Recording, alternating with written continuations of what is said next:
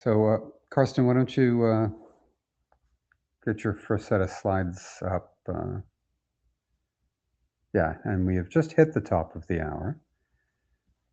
So, welcome everybody to the CBOR interim call.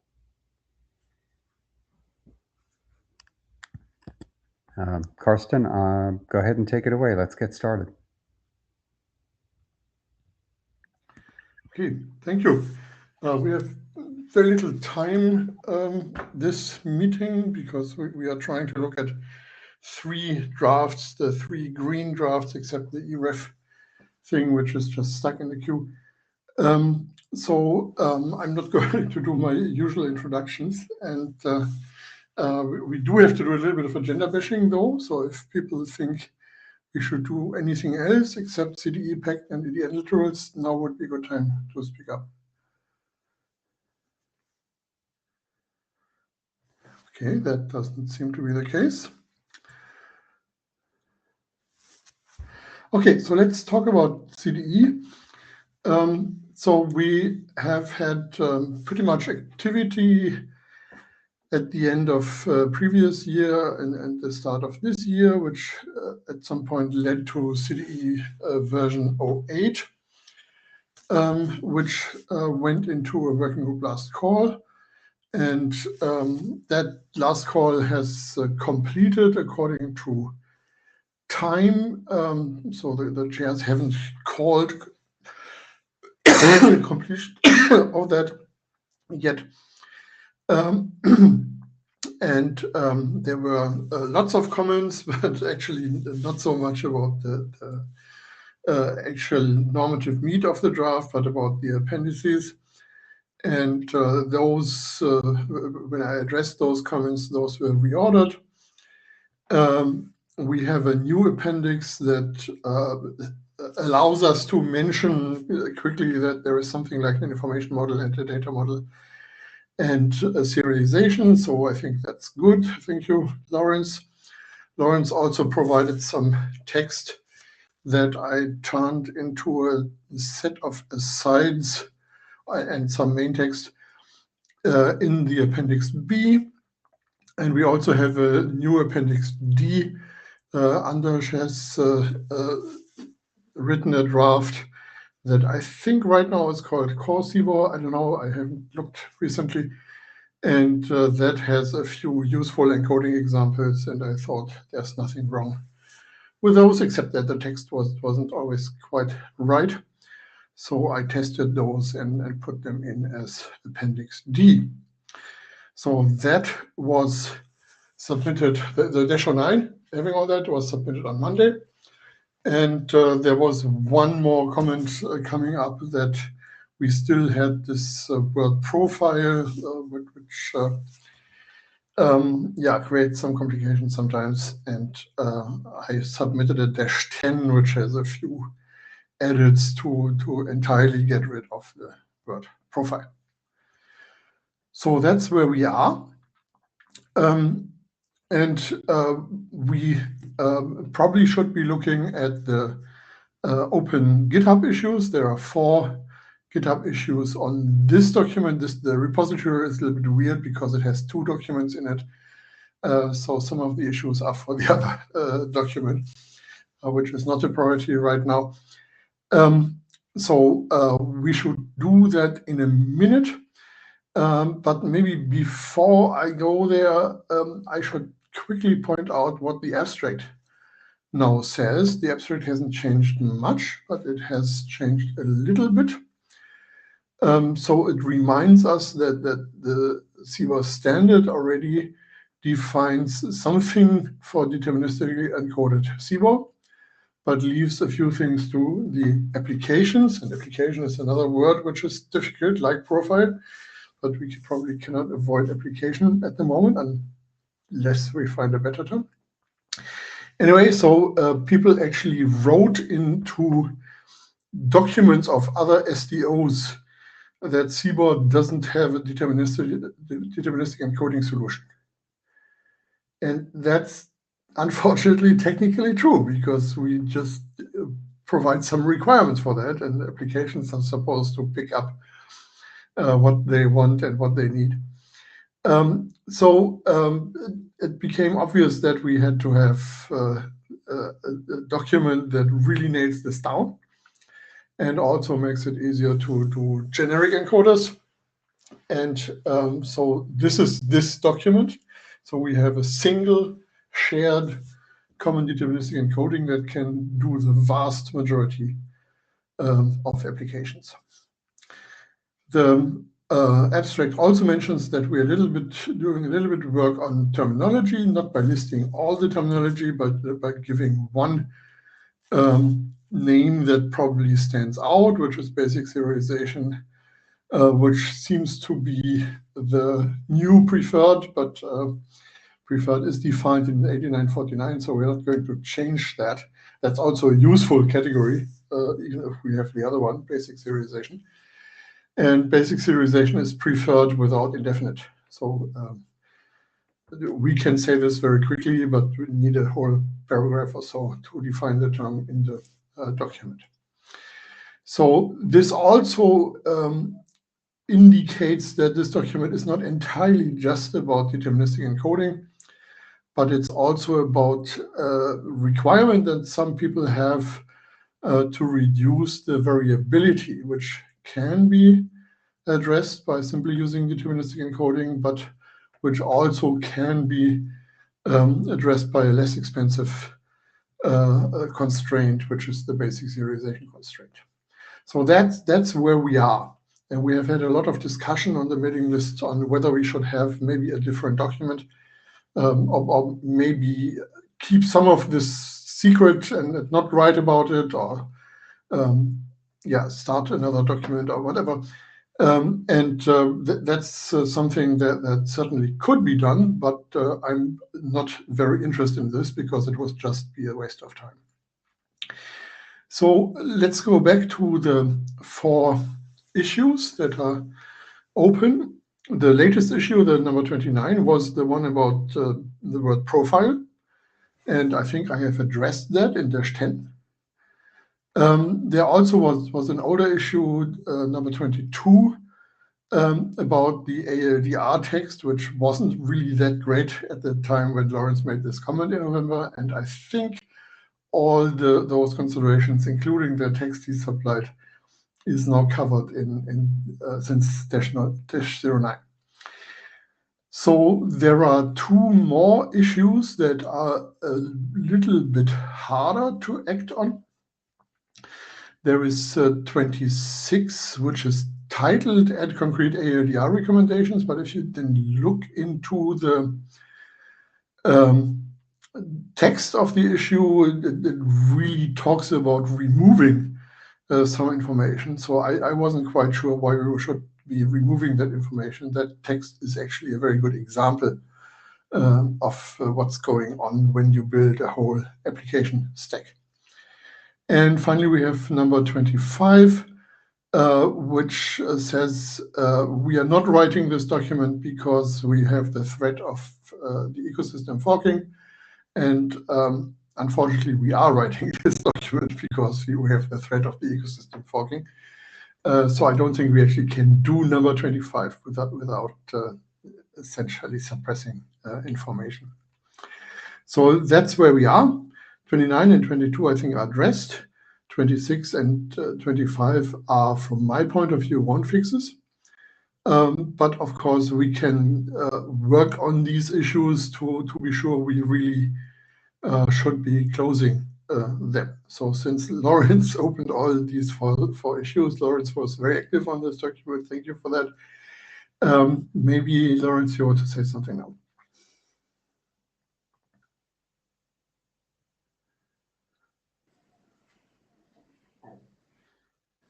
Yeah, hello. So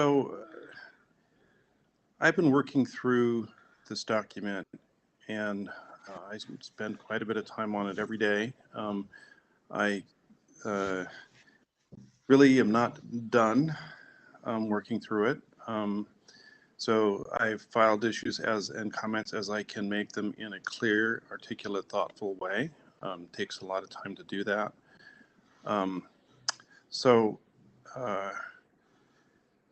To me, as an overall statement, this document is still has a ways to go, and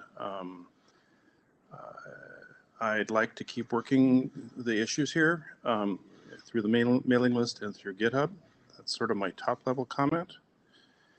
I mean, it's sort of productive. It seems reasonably productive to work through these issues. Not everything have to say has been filed in GitHub yet, and I file them in GitHub when I find that they're clear enough to put them in GitHub. The top level issue for me is the one I mentioned in email, not in GitHub, which is this document a CDE BCP or is it a serialization BCP? And to me, it doesn't really serve either of those very well. I was hoping for some discussion about that, and thinking about what happens if you take it one way or the other. Just to hit a few of these issues, I mean, I haven't looked at the GitHub stuff, what Carsten has done. It takes me a while to read these things sometimes and really think through to make an intelligent comment on it. If I don't make a careful, intelligent comment, that will backfire, so I have to take my time on this, and I just am slow on stuff like this. So I think, if you get tired of my slowness, the chairs can make a call and decide that it's, we don't have to process what I'm saying. I mean, I'm here about consensus and the work group, and the chairs can decide what they want to do about that. I'm just trying to be upfront and clear about what I think and what I'm going on this stuff. So I have not seen -10. I don't, I just woke up, so I don't know what's going on there. Number 26 on the recommendations. I mean, I think there's some. I don't think that anything's been done on that, but I think there's certainly some stuff to be added to the document. Maybe Carsten is right that we shouldn't remove the examples there. Number 25, the threat-based. I thought we went around that over and over and over for about a year, and Carsten never produced any evidence of a threat. So I still find that whole thing. Nobody produced any evidence of that threat. So I still think that is a reasonable thing that should be removed. And I don't remember what number 22 is. I guess it's just an overall thing. I mean, I wrote some text for ALDR that was like a quarter of what's in there now. That would be my preference. Maybe somewhere in between the two. So I guess that's my comment on ALDR. And yeah, and I mean, I will probably find some other things to comment on. I mean, I know there's some other things to comment on in the back of my mind. I just haven't been, it takes a lot to go from something in the back of my mind to something that is a clear, actionable thing for the work group. Okay, thank you. Bye.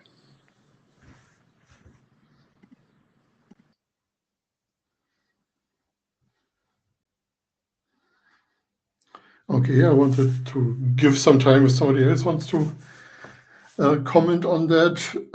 On the threat-based thing, I have mentioned that the evidence I have comes from discussions with other SDOs that are not always either open at all, or it would be very nice to the other SDO to explain how they are going wrong. I think we are seeing this threat every day in the messages that Anders sends to the mailing list. So this is really something why we need this document and why we need it soon. So it can no longer be said that we don't have a deterministic encoding solution for CBOR, which is well, a little bit ridiculous, but yeah. So that about the threat-based stuff. Of course, we can work on the wording of the thing, but I think the readers of the document actually have a right to learn why we wrote that, and that has been a major motivation. And on 26, again, we can work on the wording. I think that that's a good thing to do. I didn't find anything actionable in number 26, but that of course can change when you revise the issue. So I think these are the two comments I would like to make here. One thing that the working group, I think, has to have an opinion on is how long can we be in this editorial looping. At some point, we should publish what we have, and since we haven't really changed much technically, we just have done editorial rounds. I think we should not spend another year or so with that. And we also have plenty of time to fix things during ISG processing, so we don't have to have the absolutely last dot on an I or something that can be fixed during that part as well. Yeah, I already pointed to diff.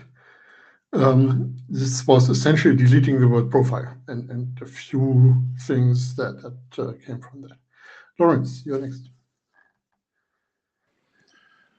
So I personally, I have a lot of trouble with the sort of abstract reference to like some SDOs, something I heard, you know, that I can't, you know, you say this happens in other SDOs and you can't disclose it.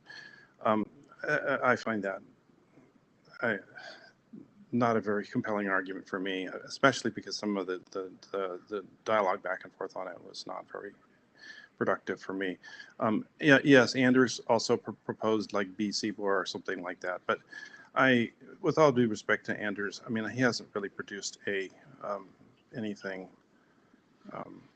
credible that I would consider, you know, evidence that there's a threat. I mean, so I don't think that's the case. The other reason, you know, you say that, you know, very little in the document has changed, and well, that's because you didn't change very much. I mean, I want a lot of change, and I mean, so I mean, and I produce PRs and stuff, and I will continue to do that, and I guess I maybe will continue with more expansive PRs to underscore my point.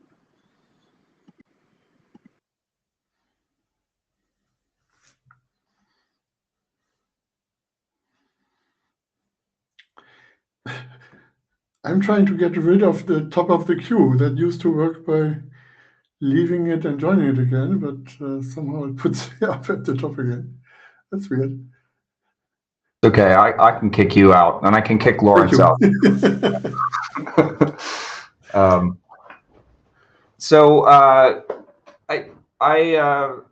I'm speaking as an individual now, and also it says IESG AD next to my name now, which is a nice reminder that Andy Newton is the CBOR responsible AD at this point.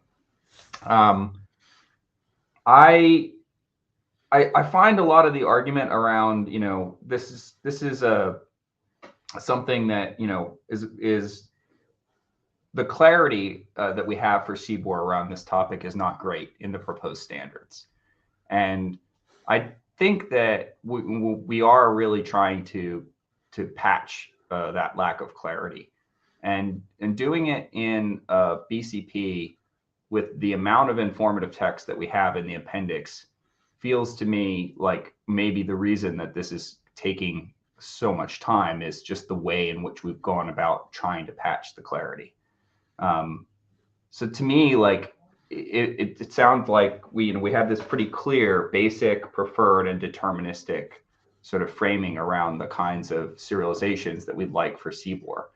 And, you know, maybe the fastest solution to if there is a real threat here, the fastest and most well understood solution to that threat would be to update the proposed standard so that we can make it clear basic, preferred, and deterministic are all part of CBOR. They were all created in the IETF process for proposed standards. we could drop a lot of the informative text or leave it, retain it for other documents that we may need to elaborate on in the future. But we could keep the proposed standard update really narrow and crisp, and just sort of patch the problem that we see. If this is really coming from uncertainty in implementation communities or other SDOs that are building on top of CBOR, wouldn't an update to the CBOR standard be the best way to signal to them that this has been fixed? I'm not sure that they'll understand the BCP as well, and I think they especially might not understand it as well if there's so much informative text sort of trying to frame the risk. So that's my sort of feeling for the document as is. Thanks. Juan, you're next in queue. Hey there. Can you guys hear me? Yes. Okay. I was actually going to say something pretty similar to what Ori just said, but I think that the informative text definitely gets in the way of quickly understanding, quickly getting to the bottom of what the what do I need to implement part is. And so I would very much be in favor of splitting this into a proposed standard update. I also just wanted to make a comment that it's that the amount of similar sounding terminology also can make it, I think, a little bit hard. The fact that we used core deterministic encoding in the CBOR spec, and now common deterministic encoding in this document, and both core and common are mentioned. It's all correct the way that it's mentioned, but the fact that there's like talking about core and common deterministic encoding, both CDEs, I think can contribute to that kind of confusion. So yeah, I would say the just defining, just like a two-page RFC that says this is proposed standard update, and then here is possibly BCP that says here's a bunch of other stuff that these are a bunch of other considerations that you may need to, specifically stuff around the application encoding, and like choices of times and choices of tag values and all that kind of stuff. That would be good to put in the BCP part. Lawrence? Just real quick, yeah, what Rowan and Ori say sounds fine to me. Okay, so I think there are a few misunderstandings here. First of all, this is not a proposed standard we are writing a BCP for. So I heard proposed standard update a few times here. I have no idea what that means.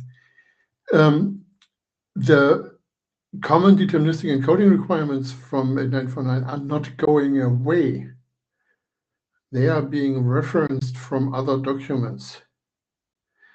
So it's not clear what it would mean to update them. What we are doing here is picking some constraints, some specific constraints that are left open by these core requirements. We could do this in 2 pages and nobody would understand it.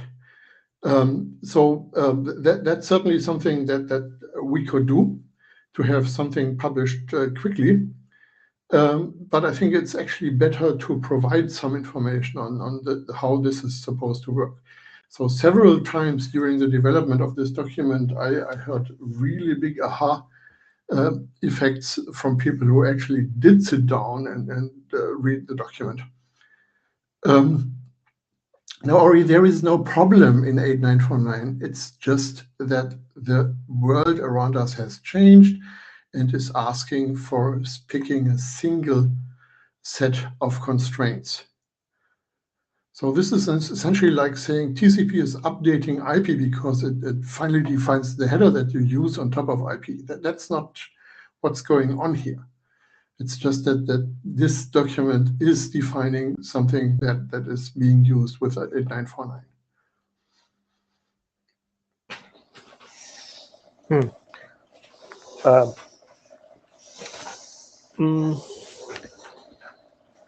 I mean, you've got, so you're defining preferred, basic, and deterministic, right?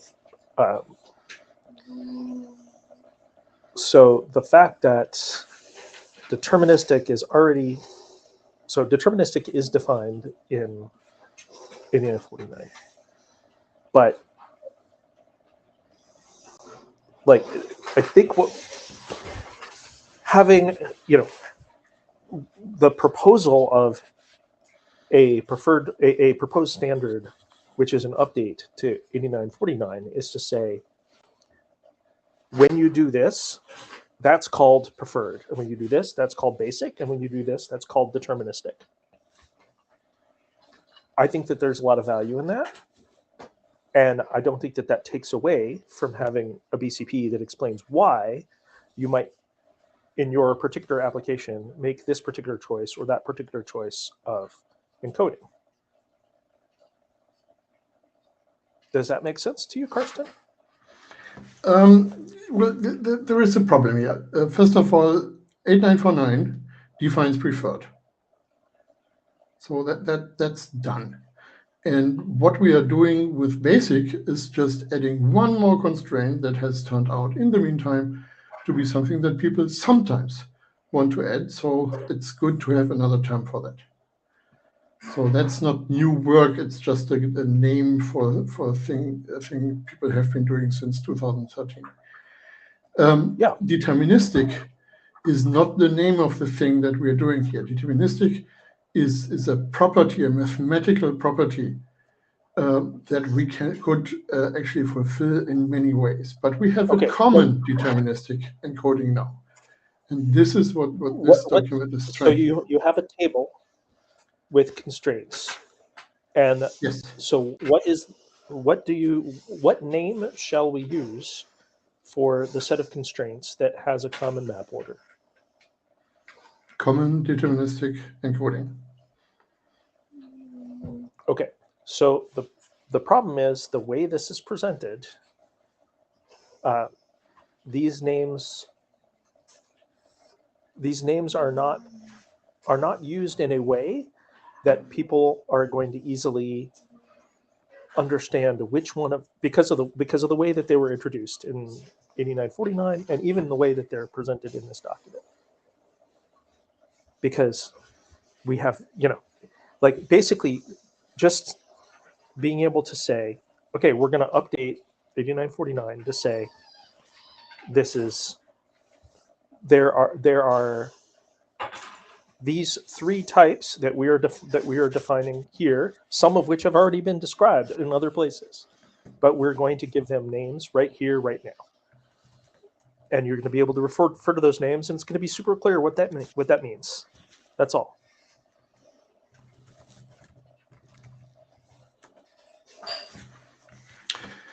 Yeah, Lawrence says in the chat, I find the definition of CDE in 8949 pretty good. There is no definition of CDE in 8949.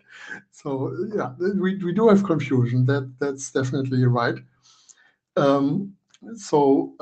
Yeah, we could do that 2-page thing that then just points to the other document. And if you really want to know what this is all about, read that document as well.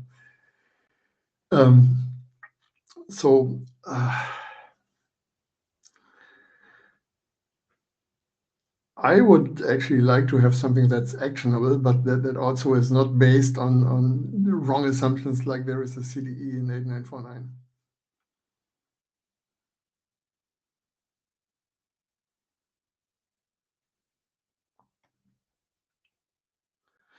Yeah, the table came from Nikolai, so he gets the credits for that.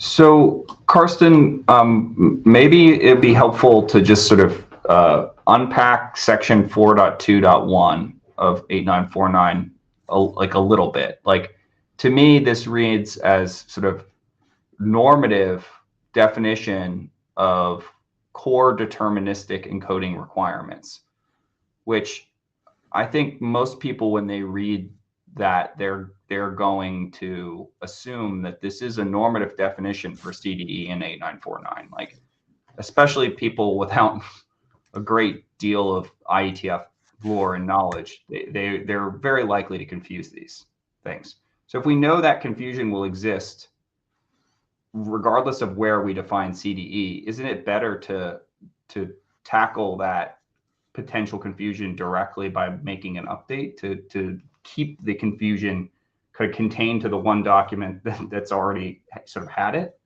I mean, I'm trying to understand where maybe it's sort of to understand how people are misinterpreting 8949, leading to the feeling that there isn't something defined here. And like, I guess, like, where are the gaps in 8949 in terms of why CDE needs to be defined somewhere else? Well, the main reason why CDE should be defined somewhere else is that it only concerns a very small part of the CBOR universe. You normally don't do deterministic encoding unless you have a reason for that. Yeah, naming is difficult one, exactly. Most of ASN1 is used in DER environments, at least in the security area where I have to do with ASN1. But that's not something that is true for CDE, although there are people who want it to be true, like Anders. I think the list of core requirements that is based on section 4.1, the definition of preferred serialization, is a good thing to have, and it identifies the areas.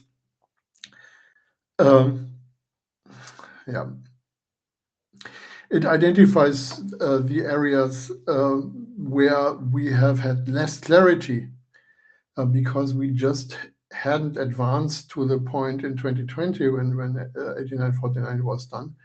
We have now. So we mushed this all up under the section 4, but didn't really understand that we were doing different things there.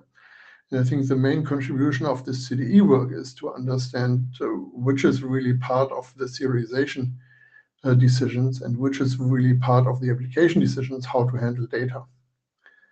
And that, of course, has been helped by the fact that we had CBOR as an example for something that started out doing the same kind of confusion and now is clearly layered into the two parts, the common encoding, which is shared with everybody else, and the application level data type decisions that are specific to CBOR. Joe's in the queue. Yeah, so I find your argument that... I was next in the queue. Oh, sorry. Go ahead, Lawrence. Yeah, sorry. I mean, like the core CBOR core common, like, is it defined here? Is it defined there? Is it a reference? That's like a hall of mirrors for anybody that's trying to figure this out. I mean, I didn't even realize there was the difference between core and common until like 15 minutes ago, and I've been looking at this for a long time. So I find that just kind of, that's not so good. The other thing is the definition is one issue, and to me the definition is not the problem here. What the question is, what are we trying to add in a BCP? And I think the clarification of ALDR in the BCP is definitely a valuable thing. I mean, ALDR is kind of described in 8949, but it's not very clear, and so we could definitely do something there. The addition of examples, the addition of why you want to use deterministic encoding, that's a useful thing to go into a BCP, and the CDDL definitions is a useful thing to go into the BCP. So I can see a BCP existing, but I don't see it so much as defining something new with a slightly different name. So thank you.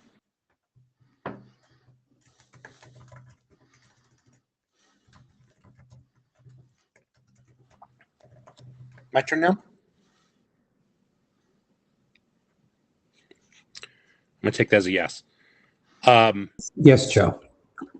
I find the argument that not everybody needs to implement deterministic encoding compelling. I would argue then that there should be roughly no deterministic encoding in left in 8949. So if I implement 8949, I shouldn't need to care about deterministic encoding at all. That could be achieved by having a document that updates 8949 and excises all information about deterministic encoding from that document effectively and substitutes its own, not by reference, but by copy of all of the things you need to do in order to do deterministic encoding.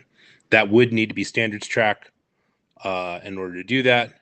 And then having another BCP like Ori and Rowan have said makes sense as a way of thinking about the ALDR stuff that goes into encoding, that goes into serialization before you get to the encoding step.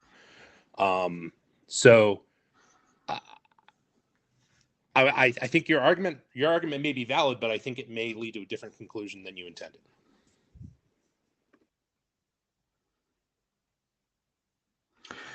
So let's fix some of the confusion here. You're talking about specific terms here, but the intent was different. What 8949 does is say applications can go ahead and define deterministic encodings for CBOR. And so that this is not a complete chaos, here are a few core requirements. That is why it's called core requirements. Those are likely to have in common. So that's the point about 421, just listing the things that are likely to be in the application-specific deterministic encodings. What CDE does is completely different. It doesn't tell you, here's how you write your application specific deterministic encoding. It says, oh, here's a way to have a common deterministic encoding. And we could find a word for common that doesn't start with a C if that helps you. These are the things that go into that. And of course, we would use the core requirements from 8949. But we would also clarify some of the things that are a bit muddly in 8949 because we didn't clearly separate serialization from representation.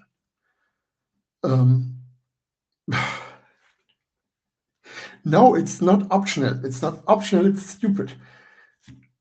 And we're not going to use this term. So there are things you can do different than CDE, but it's not very bright to do that.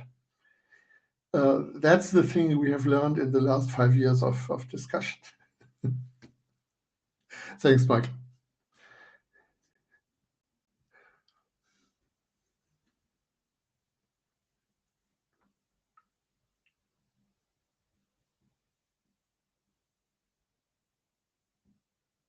Yeah, one thing I'm learning from this, and I hope the note takers can stand that, make that stand out in the notes. We actually need a little bit more explanation of what 8949 actually says, because people always have just looked at the tables and not at the text around that. And I think that's important to explain why we should be working on a common deterministic encoding.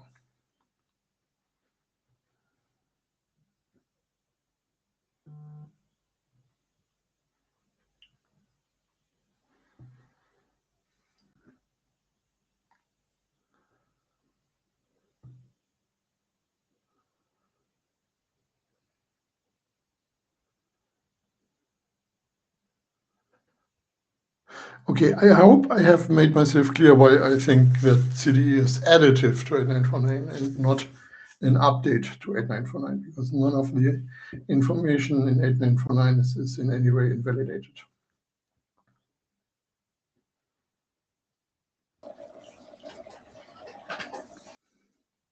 Joe, I think you were first. I think that there are some people in the room that have actually read the doc and are proposing serious changes, and I'm not convinced that you've engaged adequately with those questions, comments, concerns, and it feels like a little bit like there's a preconceived destination in mind without there being enough discussion that actually mattered.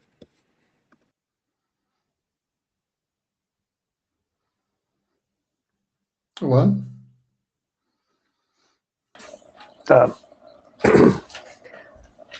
So I'm just going to say again, this terminology.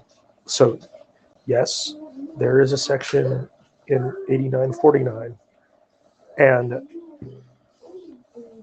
we want, like, I want, if we're gonna define 3 categories of deterministic encoding or serialization or whatever, if we're going to use those terms,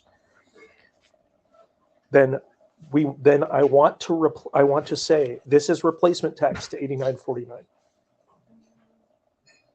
I don't want to say that in a BCP, in an informational document. I want to be super clear that either we're going to exactly use the terms that are there, we're not going to use any new terms for any of the encoding or serialization. This is not talking about application stuff, right? Or we're going to replace it. So that's why I like the idea of replacing it,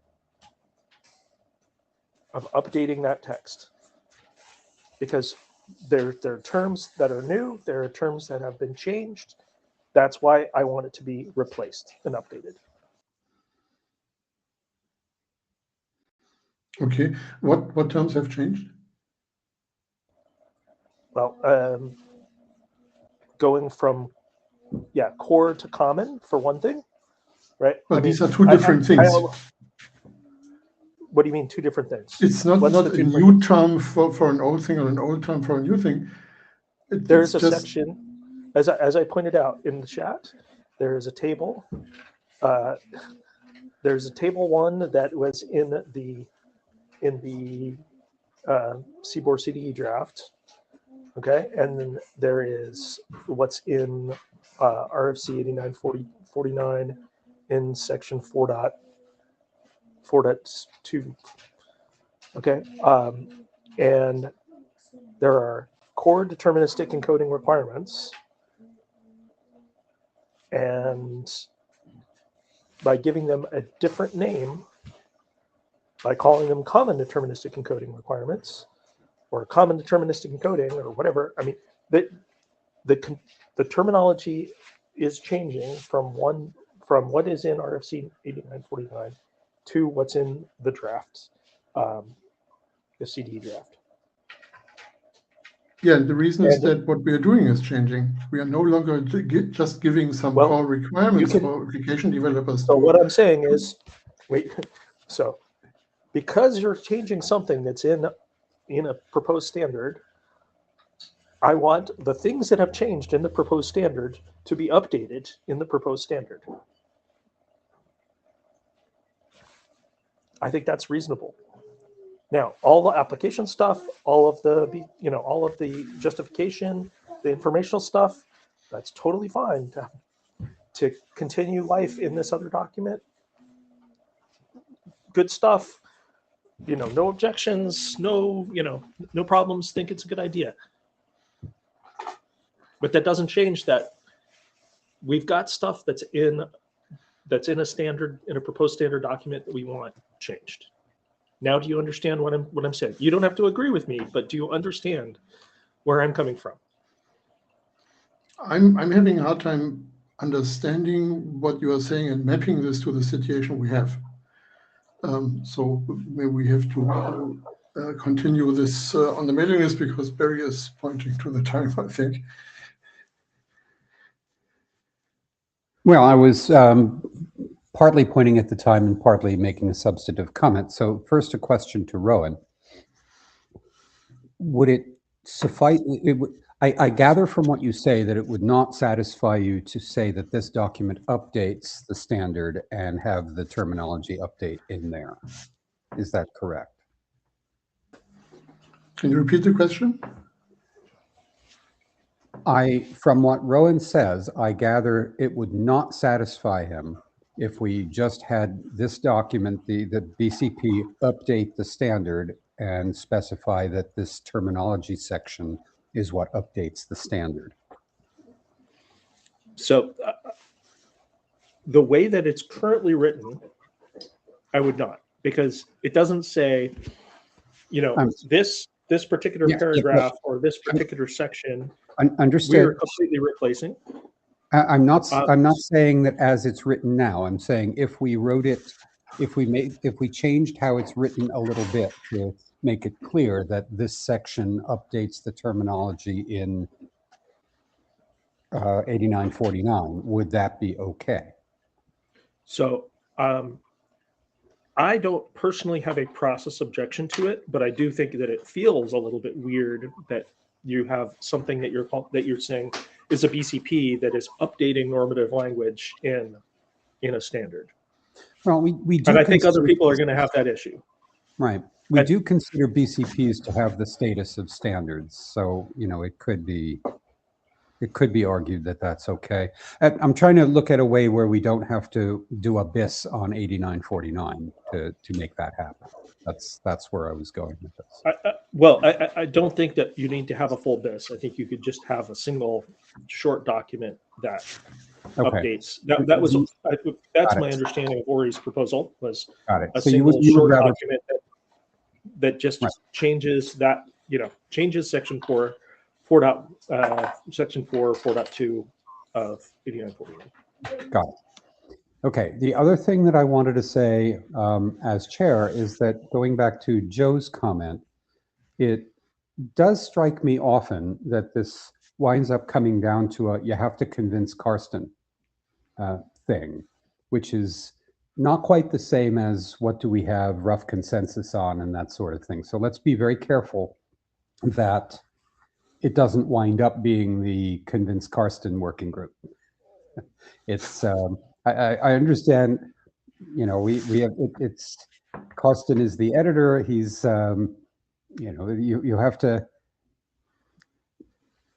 you have to propose changes that are appropriate and that sort of thing, but we do need to look at what actually has rough consensus, and that's getting to be very tough in a lot of situations. So Karsten, I'd like you to help me with that because you've been a working group chair, you know how that works, and it would help me a lot if you would sometimes be more accepting of things that go in a direction that you aren't happy with. That's all. I mean, yeah, let me just comment on one thing here. There may be different reasons why I'm not happy with something. I'm not happy with something because it's lots of work. That I think is just inefficient use of the time of the members of this working group. So that's one thing. There may be things which I'm not happy with because I have a different opinion.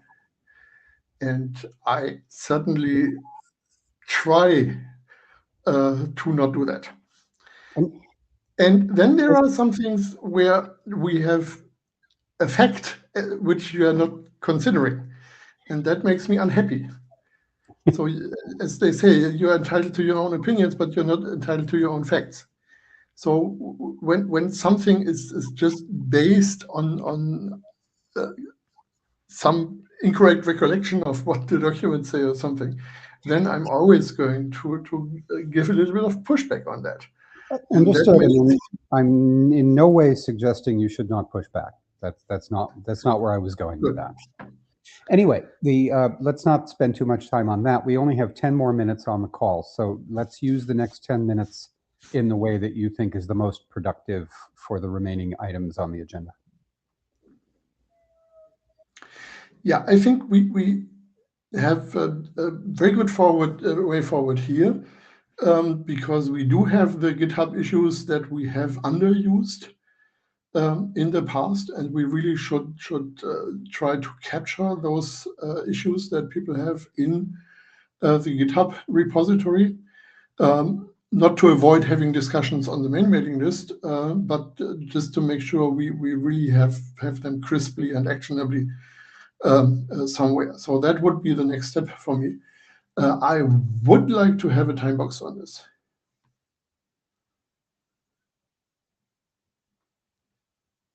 Yep, got it. Okay, so let's take this back to the mailing list, and I will post something about how long we have to figure this out.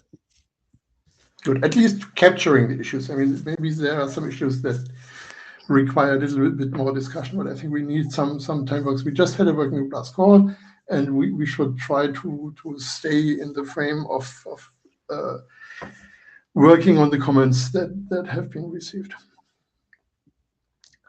Okay, so how do we use the last 10 minutes? Good question. Maybe I can just quickly jump over to CBOR Pact and get to my main question there, because I think that's a question that we actually can at least have some feedback from the group. So I have talked about CBOR Pact and how this uses a lot of tags, and Joe was very instrumental in pointing out that we're using a lot of tags. Yeah, that's absolutely true. And we have to find out whether that's justified. And we all have our back of the envelope calculations about that. But maybe it makes more sense to actually look at specific ways to modify the proposal in draft 14. And I have looked at the original proposal and 4 ways of modifying that by changing the numbers in the 1+1 space. So I'm not looking at inverted references right now. I'm just looking at straight references. And I try to come up with a way to actually quantify what is going on here. Of course, we do not have a corpus of CBOR documents that we could use to do this in a really scientific way, which makes me very sad as a scientist. But I just went ahead and made a really big assumption, which is that zip distribution may be a good way to model the use of references that are in CBOR Pact table, which makes sense because zip is about ordering, sorting entries in a table, and that's pretty much what a compressor usually will do, maybe in a slightly different way, but approximately in this way. So I, through a zip distribution of table references, add the encoding that is currently defined in -14 and add modified versions of that. So the draft version uses 2.2 bytes per reference on average. And then if we reduce the number of tags used, that number increases. So interestingly, from 32 to 16 to 8 to 4, each of these steps costs about 1 bit in average per reference. There's also the radical approach, which doesn't allocate more tags than the original 1+0 one at all.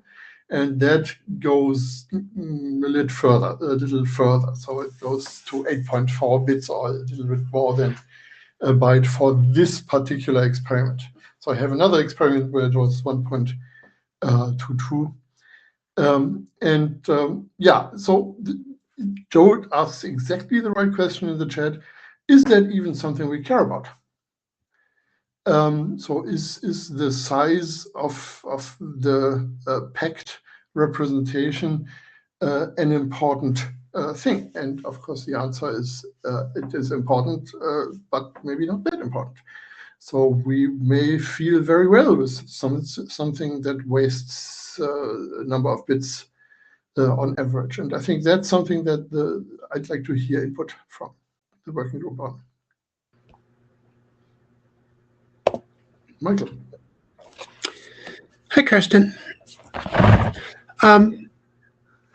I guess the thing that we started to discuss about a month ago on List about this that I haven't really heard a clear answer to is, from my point of view, the purpose of CBOR tags is to tag a data structure saying, this is what this thing is. And there's a registry in which, I created a CBOR date tag. There's lots of good tags in that registry that are comprehensible to programmers and engineers.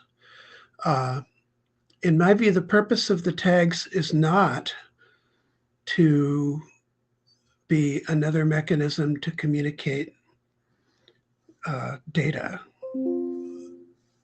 The data is intended to be communicated in the CBOR itself, not in tags. Tags should have one meaning, not be one of a set where you're pulling values out of the tags rather than just using it as a tag. So I think the whole premise of the way this is encoded is inappropriate use of the tag space. Okay, let me quickly answer this by pointing to the original sin here, which was the original sin, which was right in the first version of CBOR, the CBOR proposal. We have tags 2 and 3. And whether you use tag 2 or tag 3 depends on the content of the thing. Is it unsigned or is it negative? And we have increased this kind of usage of tags over time.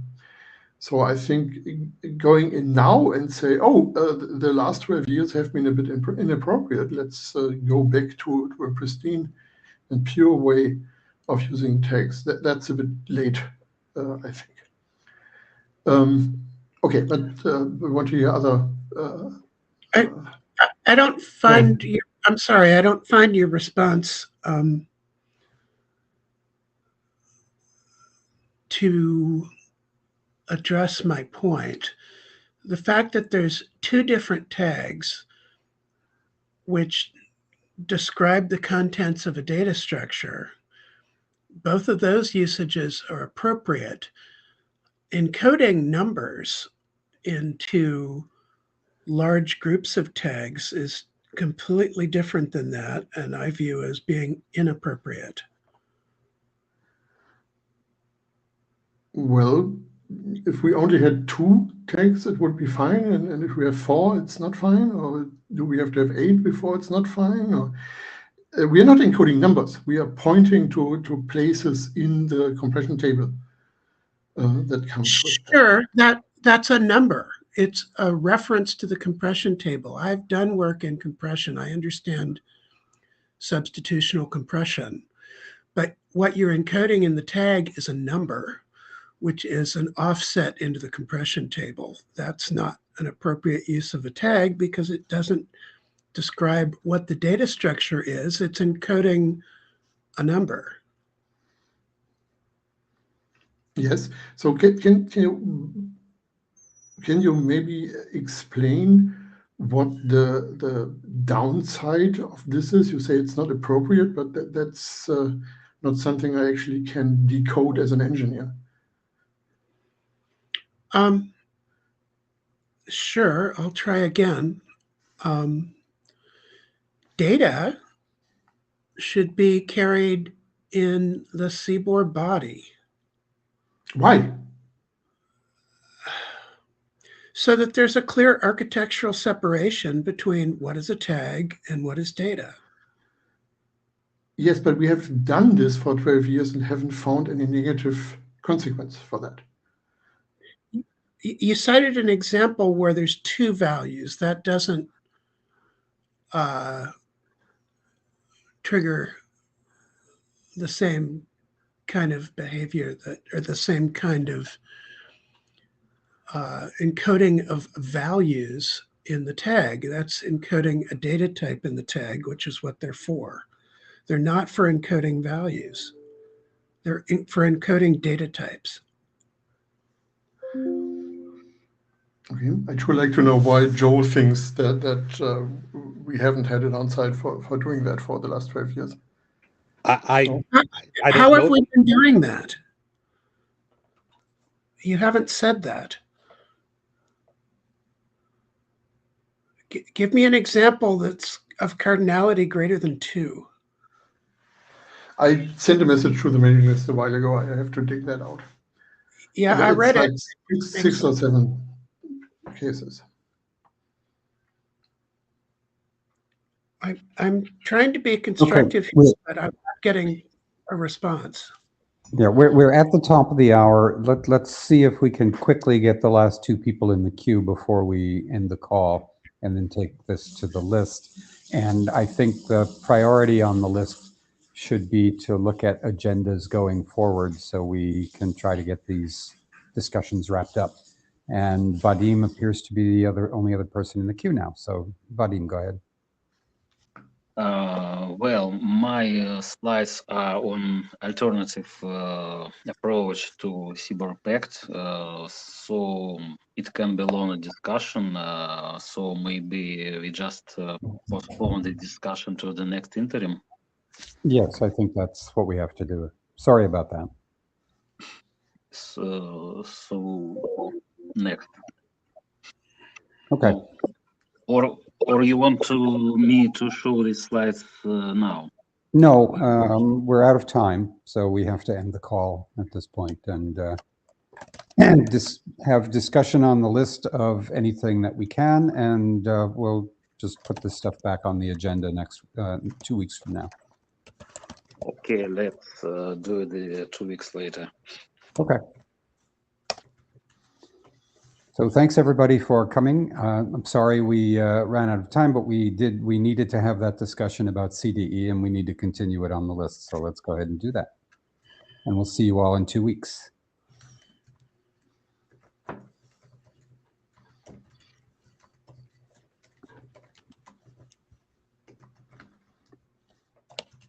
Thanks. Bye.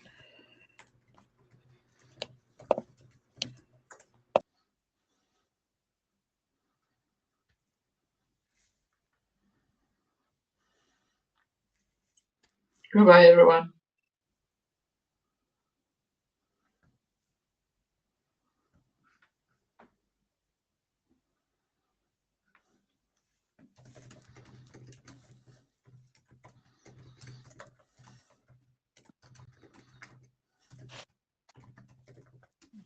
So meeting is over, or we still continue?